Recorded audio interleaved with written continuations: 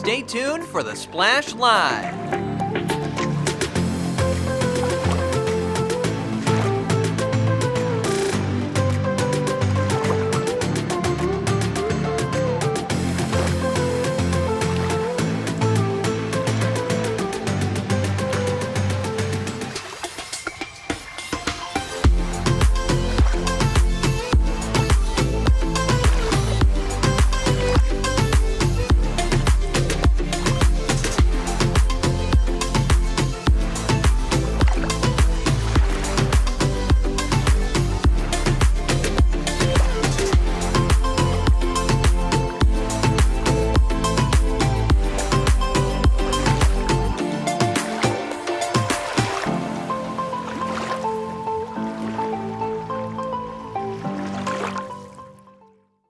It's time for the Splash Live from Civic Center TV, featuring stories from and about people like you in the Greater West Bloomfield area.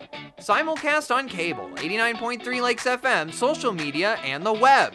Now live from Green Media Center on Walnut Lake Road, it's the Splash Live. Live, local, social. It's the Splash Live on Civic Center TV and 89.3 Lakes FM. Thank you for being here. I'm your host, Kevin McIntosh. A local artist workshop is helping to inspire and nurture local creatives. The Chroma Workshop is a class to familiarize artists with the aspects of color, their use, and impact in an artwork. Held at the Janice Charrett Gallery at the Jewish Community Center, I spoke with an attendee to find out how this event helps local artists with their development. A lot of these artists are well established, but it just shows the level you can reach, and that it's so important for younger people to start to apply to these shows. And this exhibit is just one example where there's people here who are very young and so talented, and it makes me joyful. The Chroma Workshop is a companion workshop to the current Chroma exhibition at the Janice Charrett Gallery. Local artist Stephanie Samuels tells me her inspiration for attending the event is the curator herself. Kim Fay. I love her work, and this was a great opportunity to learn from her. I believe in continuing education, no matter at what stage you're at, and this was so exciting for me. So it's just a pleasure to be here. Stephanie continues by discussing the motivation behind her art, as well as how community resources helps her to grow in her passion. I'm an environmental artist, so I try to produce pieces that talk about climate change, but they can be beautiful, but still send a message. And with my titles, what this is about. This is ink on rice paper, and I was just playing around, experimenting, and that's what I do. So I take workshops, or I continue education, or I just get materials at yard sales or estate sales, and I play with them, and that keeps me continually growing.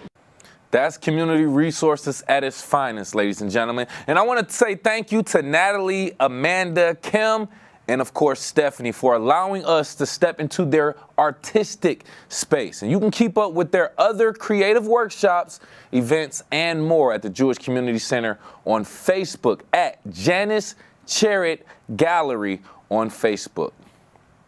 Local young artists are competing for scholarships. If you are an art lover, Art Leaders Gallery in West Bloomfield is showcasing the talent of Oakland County high schoolers with its 2025 Young Artist Scholarship Competition.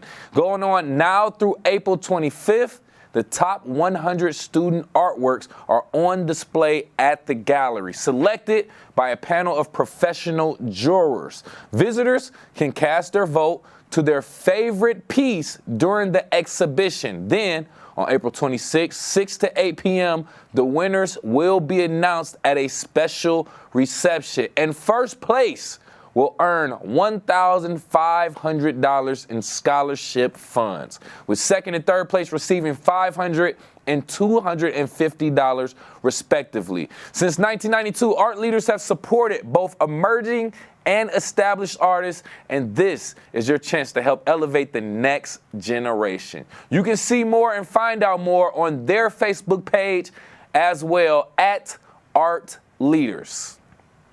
A late fee forgiveness program is beginning in May.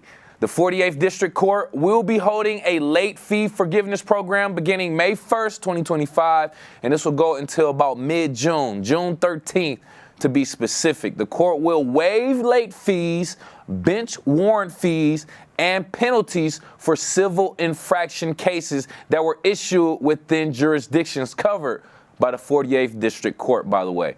This includes cities of Birmingham, Bloomfield Hills, Kego Harbor, Orchard Lake, Sylvan Lake, and of course, West Bloomfield Township as well. For assistance in determining eligibility and the total amount that you may owe, individuals can contact the court directly. We do have their phone number, 248-686-5150 or 248-686-5148. And that is weekdays, Monday through Friday, between 1:30 and 4 p.m. Take advantage of saving a few dollars on your late fees if you get an opportunity to.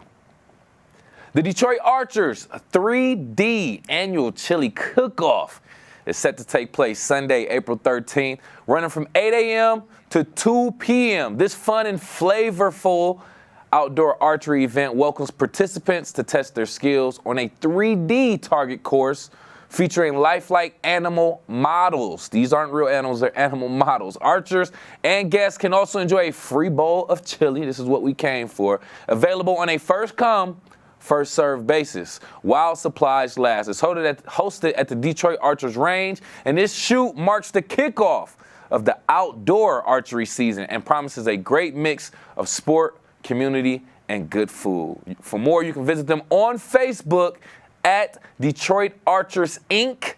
or go directly to their website, of course, DetroitArchers.com for more. Misty Markham, West Bloomfield's own paddle boarding pro, is leading elite Flatwater 1 and stand-up paddleboarding yoga certifications through the Professional Stand-Up Paddle Association. She's emphasizing water safety, emergency preparedness, rescue techniques, and more, and this will be done out on our local lakes as well. So joining me right here live on The Splash to give out a little bit more information is the owner of Luna Moon SUP stand-up paddleboard, Misty Markham. How you doing, Misty? Good. Thanks for having me, Kevin. Yeah, you like that energy in that intro. I see that right there. So I see that we have this this certification class. I want to talk about that, but before we do, let's add some context, right? So many beautiful lakes right here in our Greater West Bloomfield area. I want you to tell us what makes our community a special place for people to learn and just practice paddleboarding safety. Absolutely, because there are so many lakes and a ton of places to go and enjoy them, including our even bigger Great Lakes. And, you know, what's more important than knowing what to do in an emergency situation, or just to be able to teach like your other friends and that kind of thing. The training is pretty intense, I will say, even if you decide to do just the Flatwater 1 portion of it. And, there's anything can happen at any moment, right? And we're just trying to, even if you weren't interested in getting a full certification certificate, let's say, that weekend I am providing at least the fundamentals for people to join, and that may mean that they already have some paddle experience being out on our waters, but want to take it a little bit further and making sure that they're doing it safely and wisely. Oh, yeah. Anytime we're around water, we want safety first and foremost, and then the fun can come after that. So, okay, so that sounds good. So let's get into your inspiration, right? What inspired you to become a Professional Stand-Up Paddle Association certified instructor? Yeah, that's a really good question. And I've always loved the water. I've been a water kid my whole life, but with safety, with all the fun, just like you said, not to take all the fun out of it. There's still a water safety portion of it, and the manual is pretty thick. It's intense book. So not only are you learning to perfect your paddle or to do it correctly, and then to teach others as well.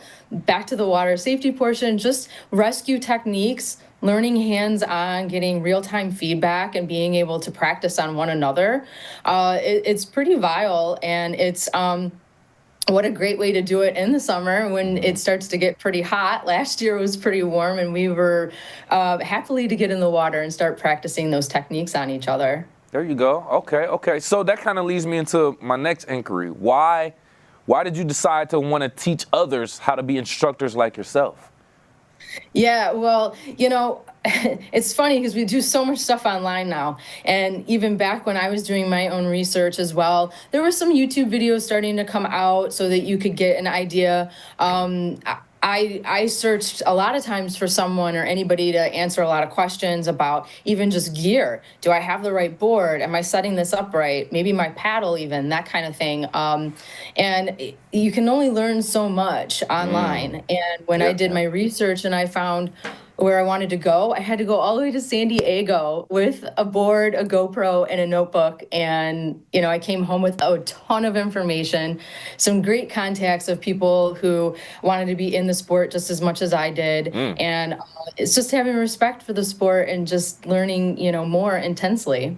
There it is. So bringing more people into, giving away the secret sauce, essentially, but we're doing it for a great cause. I love that. With me right here live on The Splash, by the way, owner of Luna Moon SUP stand-up paddleboarding, Misty Markham, talking about her new certification classes for you to be a professional stand-up paddle association certified trainer right here in our Greater West Bloomfield waters, of course. So let's talk about the training, of course. So you talked about the seriousness of the safety. You talked about how thick the book is. That seems very, very serious, but it is necessary. So how do you balance the training, the fun part of the training, paddleboarding, with the water safety and emergency preparedness? Absolutely. Like I was saying about having that serious part of it, but taking it on the water and just practicing on each other and having fun with it. I've watched other videos as well where they're doing the same training. There's a flip technique, so you get in the water and you flip the board, and you're trying to get maybe the victim back on. Maybe they're conscious or unconscious, and it does become a little fun while you're still practicing those serious techniques. You may discover some things, like, oh, wow, my watch got in the way while I was trying to do the flip rescue, because you're reaching for each other's wrist, right? The other thing, too, is just even setting up your gear and the paddle, like I said, holding it, and then the proper technique. And, being 101 in front of people, you still have fun with that no matter what. You bring up a scenario like, okay, what if? Right? And you look out at the water and you try to paint a little picture of maybe a little wind coming from this direction. Now we watched over there and the wind changed. So what are we going to do? And how do we prepare for those types of scenarios on the water? Okay. Yeah. It's being alert to your environment. Like you say, if everything is good and steady and we're checking everything out and it works, then go ahead and have your fun. But essentially, like you said, just be aware of your environment and all the different situations that could factor into water safety and emergency preparedness. So great for the context right there.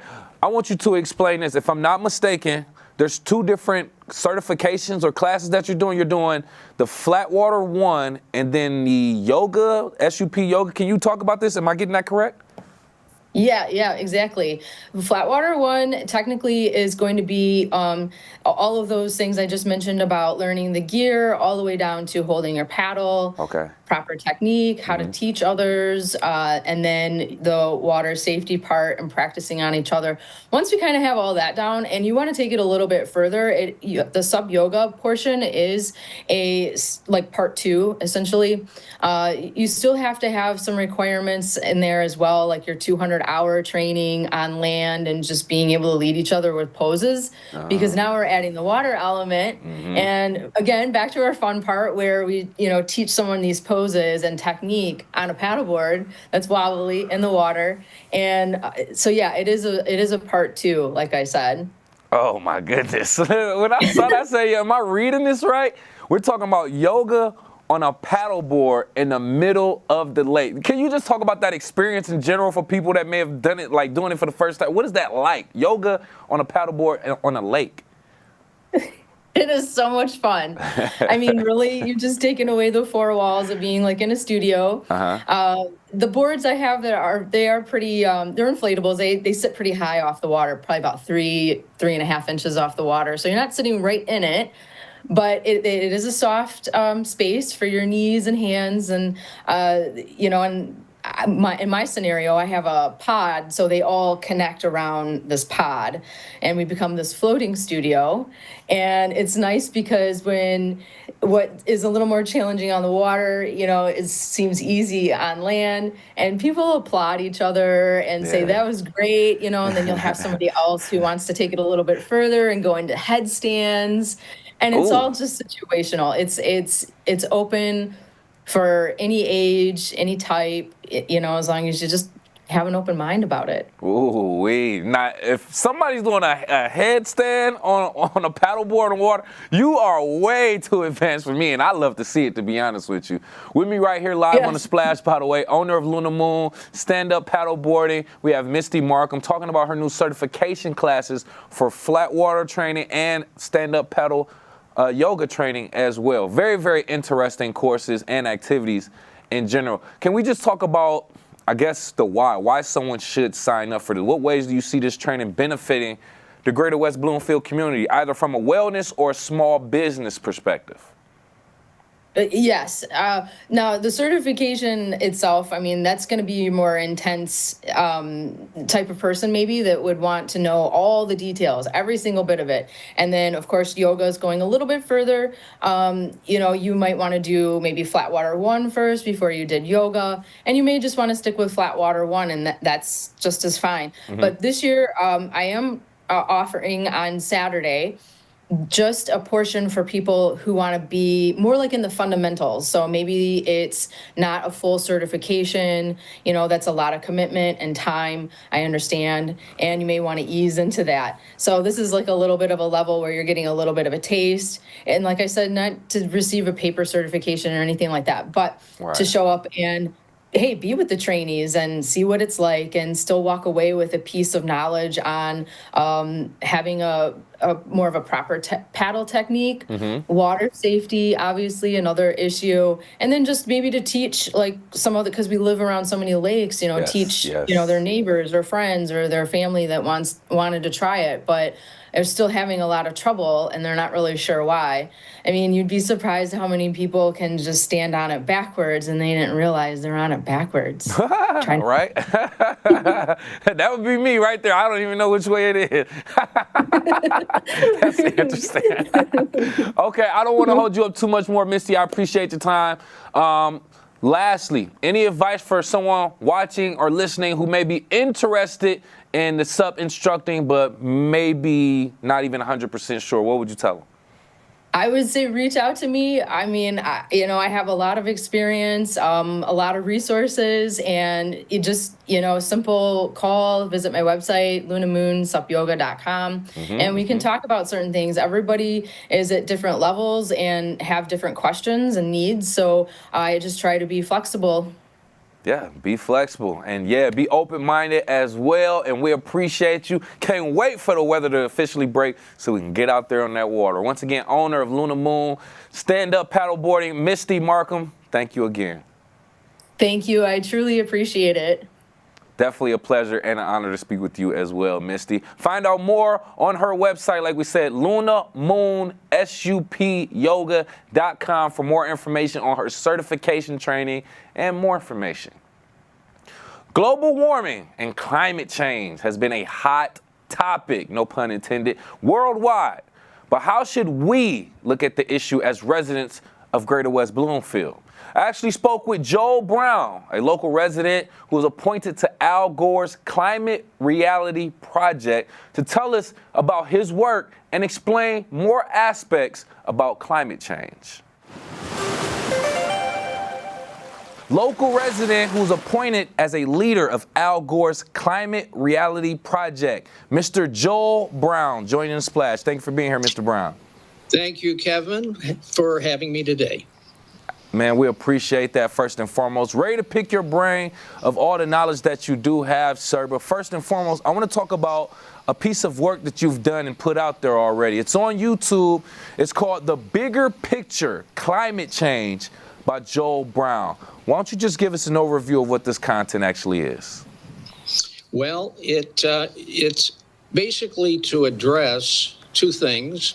One is to explain that what is going on is one of the most profound moments in history of man, Right. and to explain what it is and how it works. And then there is the addressing of how one approaches it, finds something meaningful and purposeful in it, and the best way to cope with it, because it's an issue that creates a lot of anxiety in people. And we want to be able to overcome that so we can feel not depressed and anxious, but we will be able to have self-esteem, have active action, be able to have agency, and basically avoid the depression and have enthusiasm.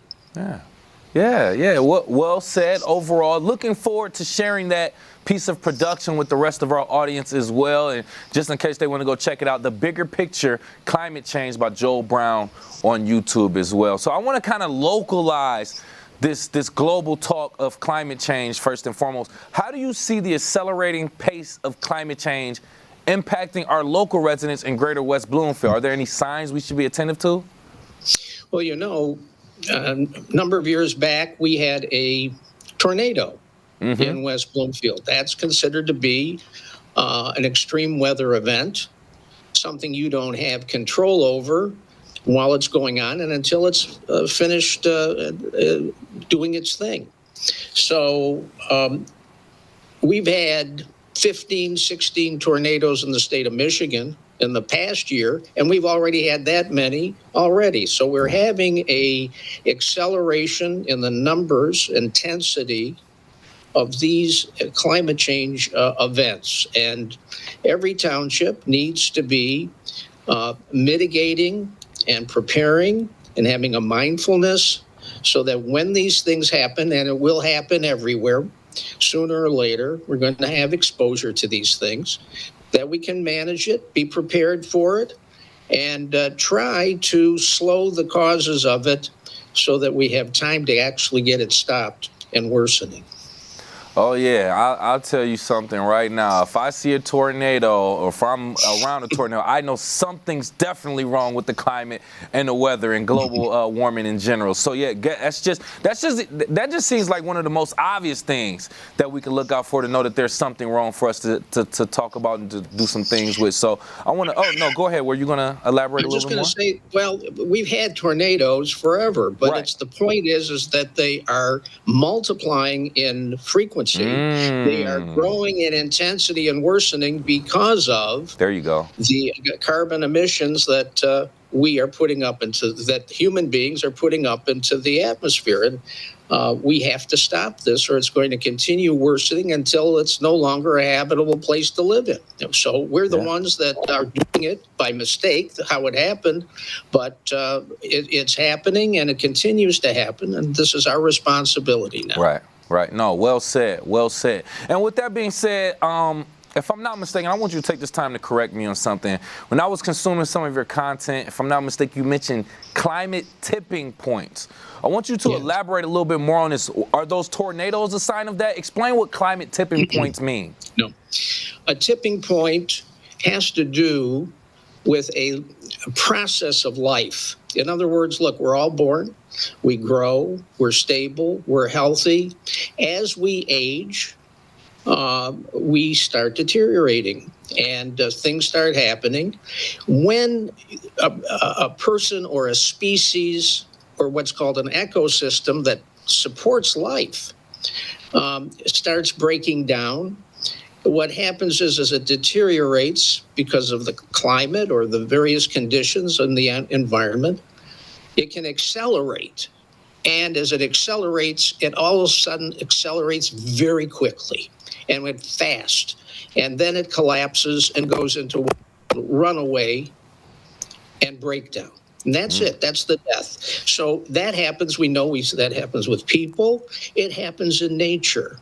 And our ecosystems that we're dependent on to keep us alive on the planet are deteriorating. And if it crosses, like when you, if you boil water, and it's for a long time, it can be cooking, and all of a sudden it's boiling and it is emitting gas instead from the water. Correct. So that's a big change. This is an example. Or you could stack bricks, let's say, not bricks, but block. And you get going up, keeping balance, but all of a sudden the top block breaks down the whole thing and it collapses. That's an acceleration. So when you have the tipping point, it's in a process that we don't want to pass the tipping point, because then you are in danger of going into not only acceleration, but a runaway and breakdown. Oh, wow. Wow. I'm going to be honest. You painted that picture very clear for me and our audience. I want to say that. And I got to be honest, sir, that sounds like extremely bad news, which it is. But is there any good news? Is there any positives that we can take out of this conversation? Oh, yes.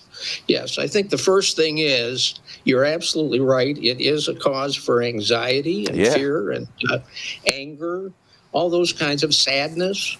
And that's a normal human reaction. And part of the response, see, here's the thing. If you want to be in denial to maintain optimism, that's a strategy that's okay as long as you're doing something to stop it. But if you go into denial and do nothing, you don't have a chance. So the real response, instead of denial, which is very dangerous, is to engage it. And the first step with my talk is basically to get people started on what I call level 1 and level 2, which has to do with their home, in their community, with people, their family that they love, and friends, the community, and they have people who will help support them and be participating in activities that make things better. And then the second stage is doing something in the county or in the state. And I will give you a couple suggestions for the audience. When you're ready, I'll give you a couple of things you can do right here in the local area to get yourself involved. Perfect. Okay, we are going to dive into that. With me right here live on The Splash, by the way, local resident and someone who's appointed as leader of Al Gore's Climate Reality Project, Mr. Joel Brown, speaking to climate change, global warming, and his project, The Bigger Picture Climate Change, on YouTube as well. Now, I just want to ask you this real quick before we get into some of those resources and things that people can do. Sure. Locally, in our Greater West Bloomfield area, we're known for our bodies of water, our lakes, and things of that nature. What are some of the effects we'll see with, or possibly see with some of our lakes, our bodies of water that we enjoy, due to the causes or the effects of global warming and climate change?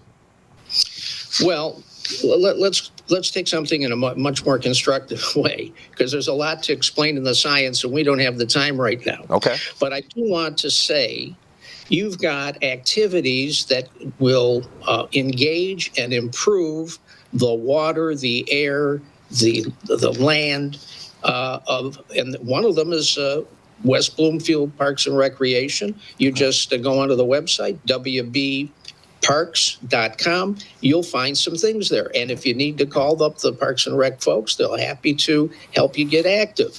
Now, besides that, they're a part of another organization called Turn Oakland County Green. And not only them, but one of the organizations I mentioned in my talk is SierraClub.com. And you put in whatever state that you're in and then the word chapter. So it's SierraClub.com/ we'll say Michigan chapter. And it comes all the chapters in the state of Michigan that you can get involved with. And they do everything from going to the state capitol and talking to the planning, talking to the legislatures, planting trees, working on cleaning up the lakes. If your concern is air pollution, whatever you have an interest in. Right. In your personal relationship with nature. And if you don't have a personal relationship with nature, that's critical. You have to realize this is the mother, of us all. And in this regards, it's something sacred about it. Life, nature, mind, animals, human being, all the mammals, millions of species. It's a system, and we have to treat it like it's a living thing, not just something to exploit. You understand? So we talk about that in the talk. And this is a change in attitude. And it's our responsibility now to balance our needs with nature and taking care of it. National parks, you can't take anything out of the park. You can't damage the park. You have to stay on certain trails. The same type of thing. We have to start have an ecological consciousness, they call it, a consciousness of nature in our relationship to it. And if we brutalize nature, as we have been doing, we are going to, it's like being on a limb of a tree. You cut the limb down. Are you cutting the limb? You're going to fall. Yeah. No, I love the way that you're relating that and making it more personalized as well. A topic that is global with that being said. And WBParks.org for more information regarding WB Parks, West Bloomfield Parks, and their initiatives and program. Mr. Brown, love everything that you've given us. Appreciate your time. Lastly, before I let you go, I think this is the most important. What message or call to action would you like to share with our Greater West Bloomfield residents to inspire them to take part in the global fight against climate change? Well, the thing I want to say is that you need to take a look at yourself and what do you love? Is it nature? Is it mankind? Is it your kids or your grandkids? Is it children of all generations? Whatever you love, that gives you the purpose. This is what this is first and foremost about. You do something that you feel is something that's love-worthy. And when you're doing this work to deal with these challenges, you have a purpose. You bring your talents to it. You're working with other people who you're supporting. They're supporting you, and they're admiring you. Listen, you want to have self-esteem, and you want to have energy. You don't want to go down the hole doing nothing. That's the most important inspiration is for your mental and physical health and that of your family. I will 100% agree. Take care of the things that matter most to you and find your why within that, and then we can all have a better economy or ecosystem, I should say, and community as well. I want to thank you so much for your time and your extremely valuable information. Once again, local resident who was appointed as a leader of Al Gore's Climate Reality Project, Mr. Joel Brown. Thank you again. Thanks, Kevin. Bye-bye.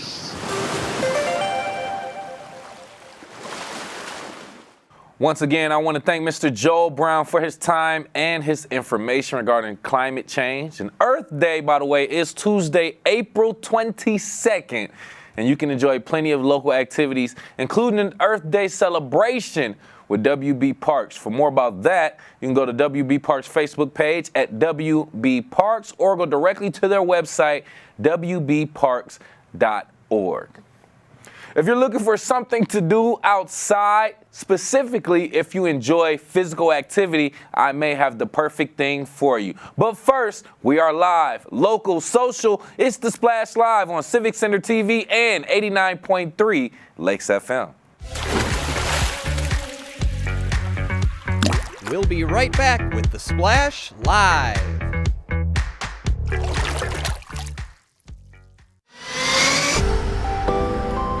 So much is happening in your community. Join Jake, Tyler, and Kevin for local events and developments on The Splash Live, weekdays at 10 a.m. on CivicCenterTV.com, YouTube, and Facebook. When I was in foster care, I never knew when I would have to move, so I always had my suitcase ready to go. Then one day, I was adopted. My new parents opened their hearts and home to me. My parents cook my favorite breakfast for me every morning. My parents take me on trips I never thought I would go on. They gave me a home and an even better reason to use that suitcase. My parents aren't perfect, but they're perfect for me. Find local municipal meetings at our program schedule on CivicCenterTV.com. Find when your meetings air live or when they're replaying on our Civic Center TV live stream. Find it all at CivicCenterTV.com and click Schedule at the top of the screen.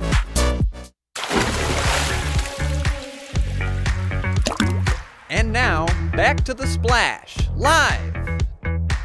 Live, local, social. It's The Splash Live on Civic Center TV and 89.3 Lakes FM. Thank you so much for being here. I'm your host, Kevin McIntosh. The Detroit Free Press Marathon Training Series is stopping in Greater West Bloomfield, offering local runners a chance to join the official Road to Detroit training community for the Detroit Free Press Marathon, which was recently voted #1 in marathons in the entire country by USA Today's 10 Best Readers' Choice Awards. It topped marathons like New York and the Flying Pig. So with me right here live on The Splash, talk a little bit more about this running group. From the Detroit Free Press Marathon Customer Service Team, we have Jeff McBain. Thanks for being here, Mr. McBain. Kevin. Yeah, so first and foremost, congratulations on being voted #1, the Detroit Free Press Marathon. With that being said, why do you think, what elements do you think went into effect for the Detroit Free Press Marathon to be voted #1 in the country? A couple things that really stand out for our race compared to other events is we're able to go from the United States to Canada over the Ambassador Bridge, which gets amazing views, and with the sunrise over the Detroit River, you're able to see that as you cross over into Canada, as well as the world's only underwater international mile when you go from Canada back to the United States under the Windsor Tunnel, as well as the crowd support and the activities, everything leading up to race weekend that we have going on. We try to make it as accessible and as fun and exciting for everybody involved.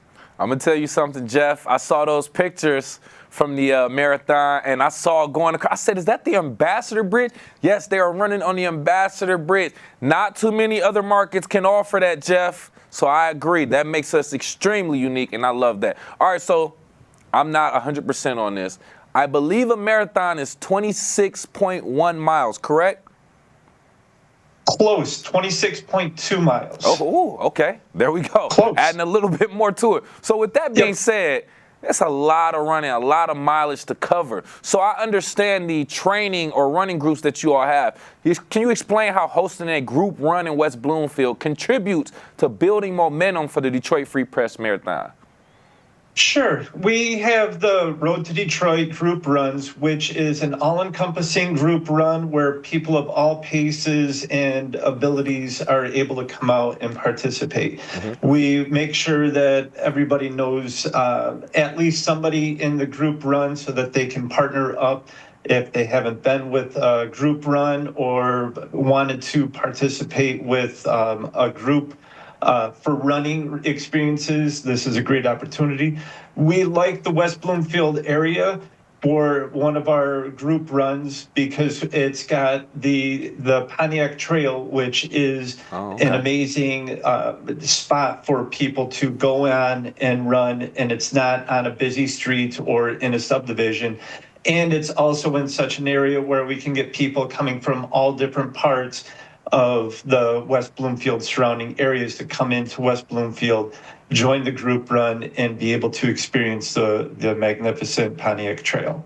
See, okay, so I'm glad you said that, right? Because that was going to be my next question, asking why even choose the suburban areas of Metro Detroit for the training rather than running in the actual city? I would think that would make sense, but I'm going to be an advocate for our own trails and our own parks right here. I think they're beautiful, so I'm just going to leave it at that. I can agree with that as well.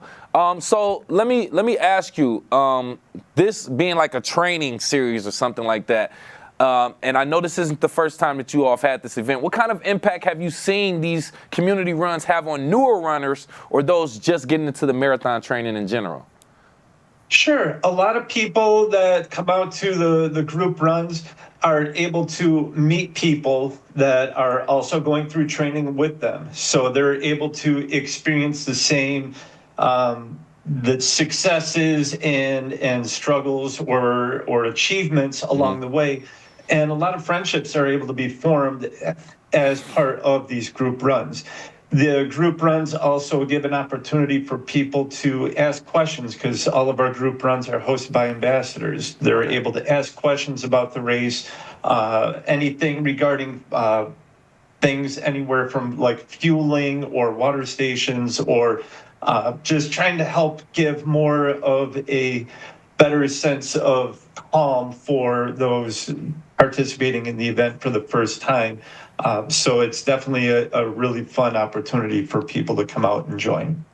Yes, man. Oh, man. I think it's very beneficial for people who are, enthusiasts of running, especially running outside. And like you said, if you do want to prepare for that marathon, I think this is a great way to do that. With me right here live on the Splash, by the way, from the Detroit Free Press Marathon customer service team, we have Mr. Jeff McBain talking about the Road to Detroit Free Press Marathon training group run happening in West Bloomfield, the West Bloomfield Trail, as a matter of fact. We're getting to more details regarding that very, very soon. But I want to ask you, just to encourage people, for someone in West Bloomfield who's never running a marathon or even a half a marathon, what would be your message to encourage them to come out and try a group run like this? If somebody is brand new to group runs, brand new to half marathons or marathons, that can be very intimidating. The way that we structure the group runs is we try to make it so that it's not intimidating. We try to make it more of a fun social event so that way we can cover miles, because at the end of the day, 1 mile is 1 mile, 1 kilometer is 1 kilometer. It doesn't matter the pace. We want to be able to make that connection so that people can maybe form friendships to join up later on during the week, and they can run together.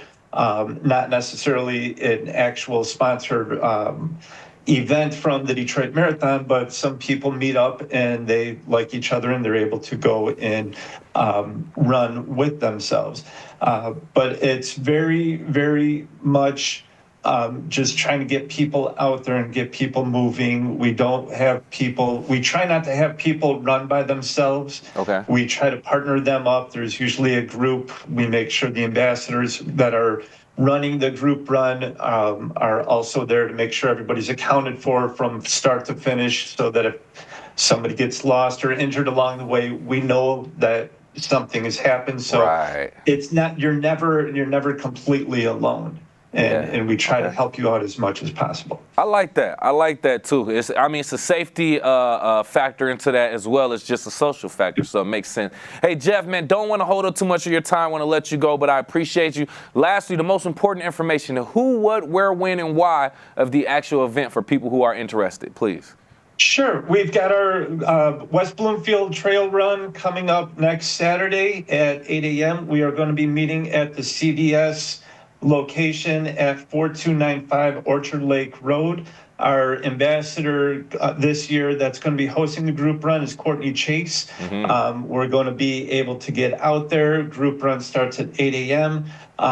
We're going to be going out. You can run more distance than what is planned, or you can just run whatever you're able to run. It's going to be an out and back course, so Please come out and enjoy the scenery, the beautiful Pontiac Trail, ask questions about the race, and don't feel intimidated if it's your first time going out for a group run.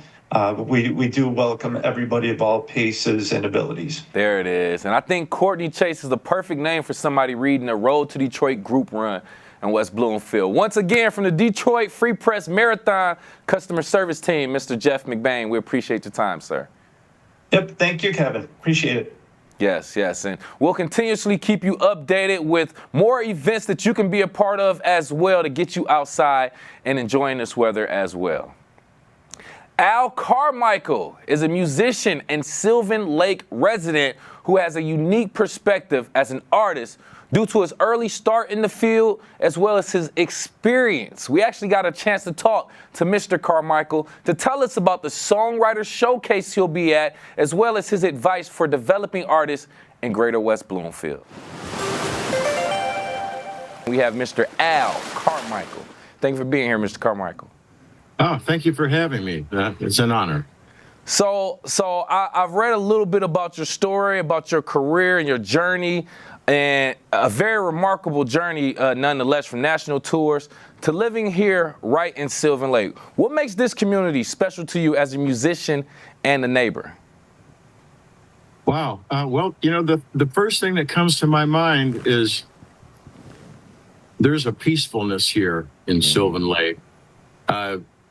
I've lived here since probably 1981, and it's just been a wonderful place to live. There's never any problems. People treat you great. It's very laid back. You know, people are friendly, and it's just a nice place to be. You don't have to really worry about too much Sylvan Lake. So I'd agree with that too. Nice and tranquil and calm and peaceful, and you can't complain. I want to ask you, let's go ahead and add some context to it right now. Just give a brief overview of your musical journey and how it started. Because just looking at a few notes, I see it started way, way early. You began playing at 1, played your first gig at 15. Please continue. Kevin, that's a typo. It should have said 11, not 1. Okay. I keep trying to tell people to change that. I don't know where they get this particular. I was going to say, that's incredible.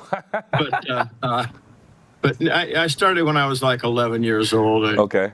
I had some friends that lived across the street from me. I lived in Farmington at the time, and they had guitars lying around in the house, and I would pick them up and I would hit a note and fret a note or something on it, and it was just like there was a whole mystery behind that with the music. And the same, I used to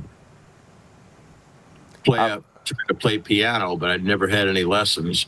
And I was fascinated by the music, but I never understood it. It was like it was all a big mystery in there. And so one day I asked my mom and dad if I could take some guitar lessons. So I came home with a classical guitar, and it just consumed me. Just from that point on, nice. That was the road I went down. I dropped wanting to build hot rods and play baseball and everything else. I just got into music. It was my thing, you know.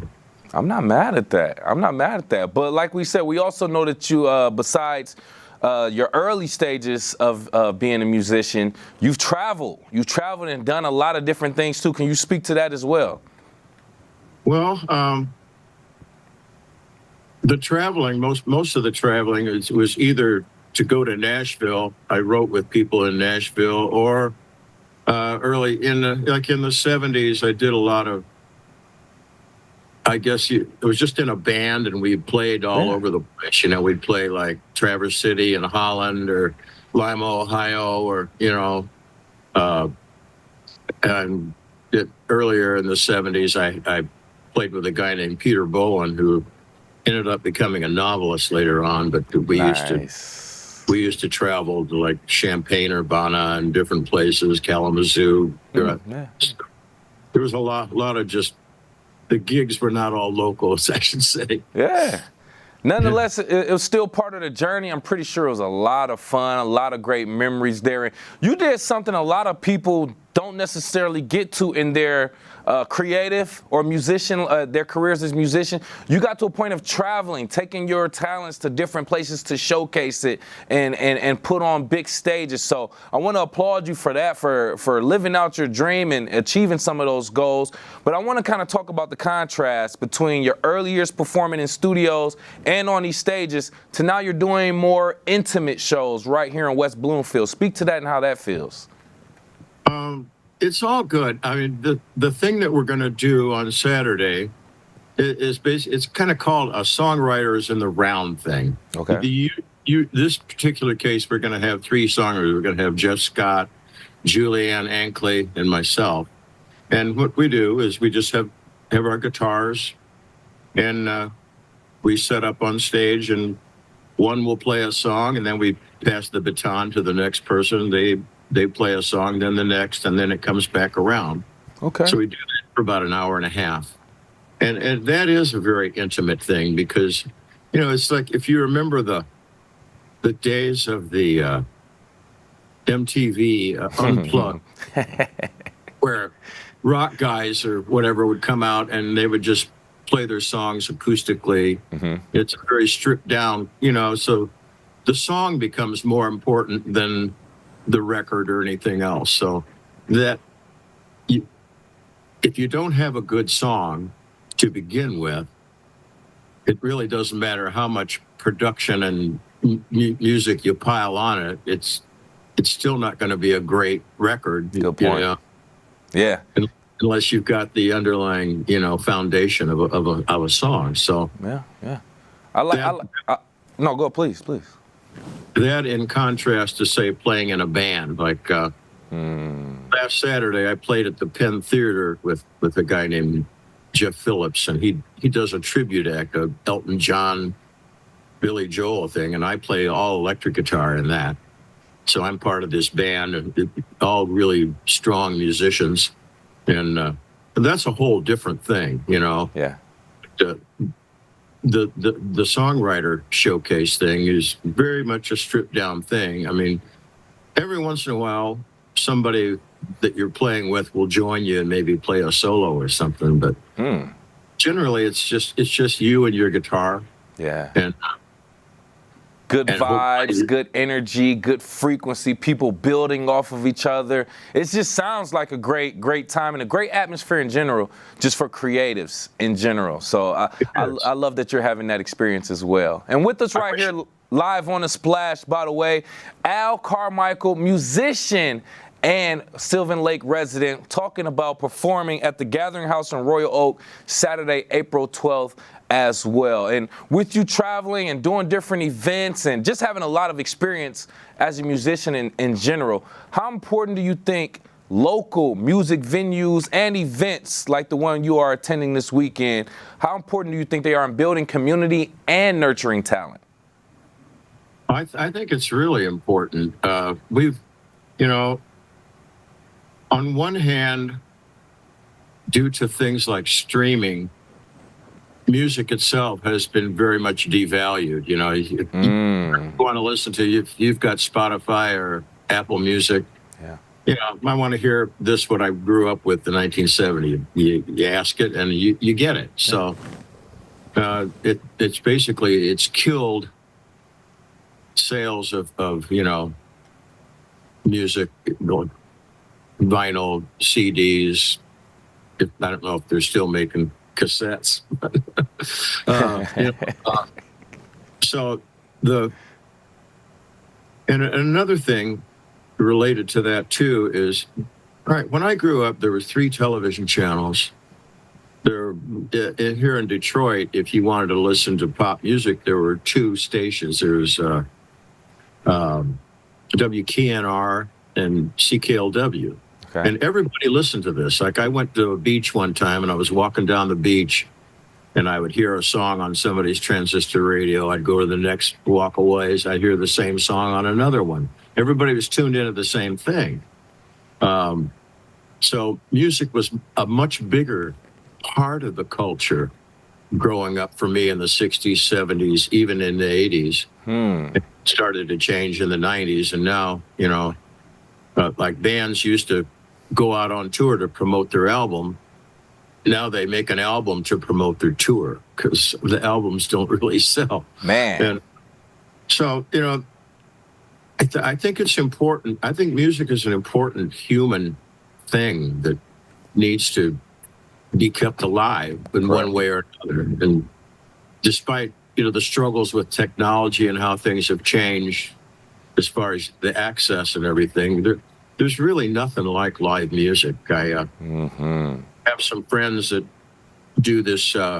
It's called an open mic, and I've done 2 of these this week. I did one on Tuesday, and then I attended another one last night at the Bachelor One, which is right over in Kego. You know, and they had a full turnout.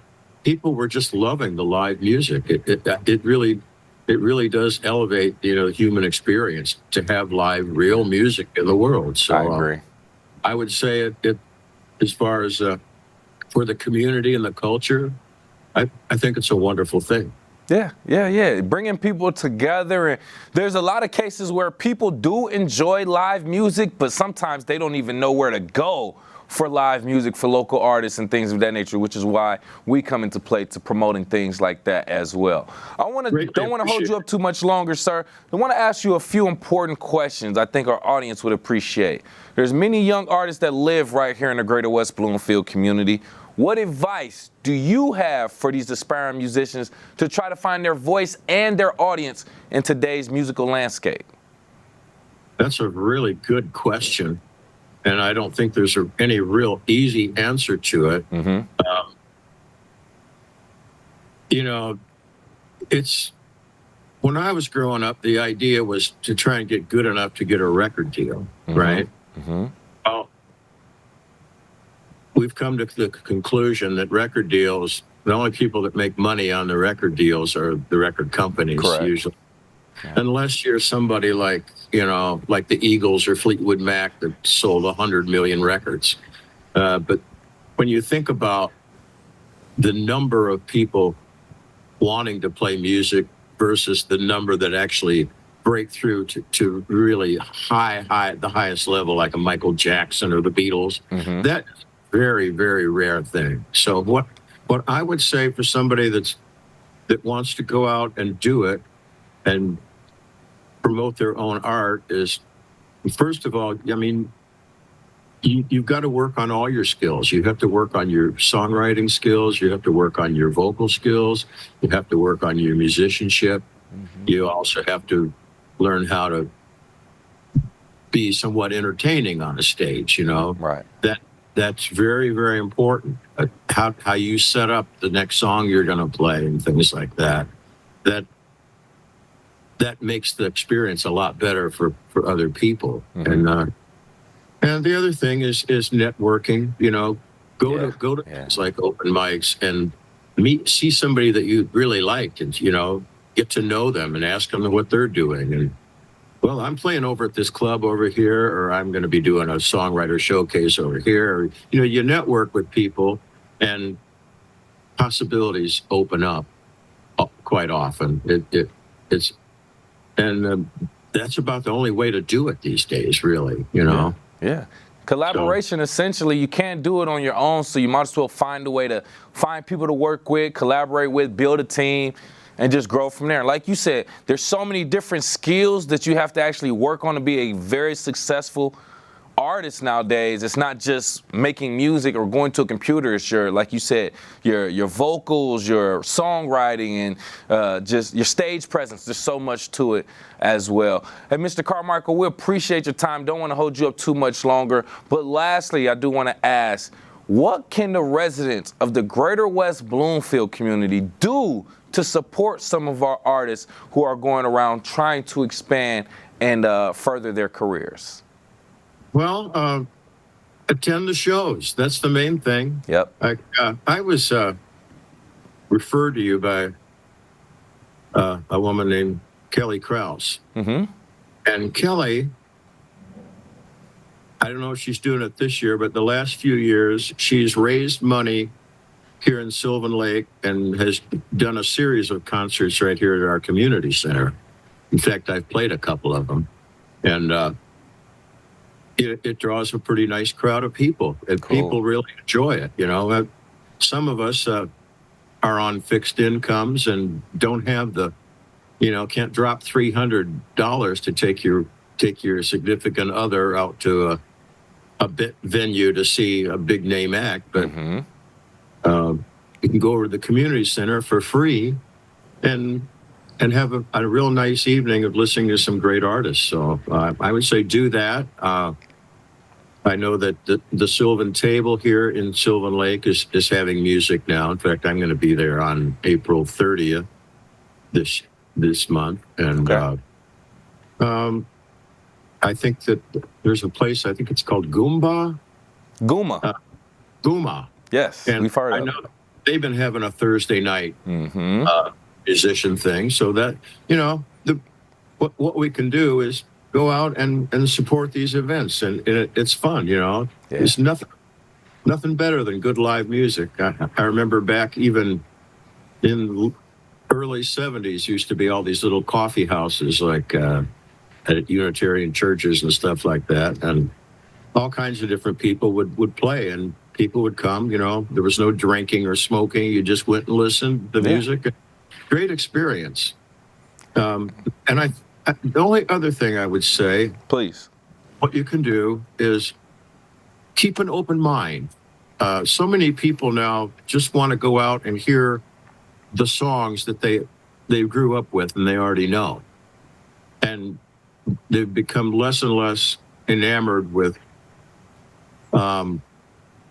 listening to something fresh for the first time. There's kind of a trick to it. I mean, we did it naturally back in the 60s and 70s, but more and more people just want to be, fed what they already know. So keep an open mind, learn to enjoy things that you have never experienced before. I can definitely agree with that as well. Open up your mind, your ears to some new content from local artists right here in your own backyard. Mr. Carmichael, we appreciate you so much again. And once again, if you are watching or listening, go and support Mr. Al Carmichael performing live at the Gathering House in Royal Oak. That'll be Saturday, April 12th. Doors open at 6:30. Sylvan Lake resident and musician, Al Carmichael, thank you again for your time. Thank you so much, Kevin. This has been a blast.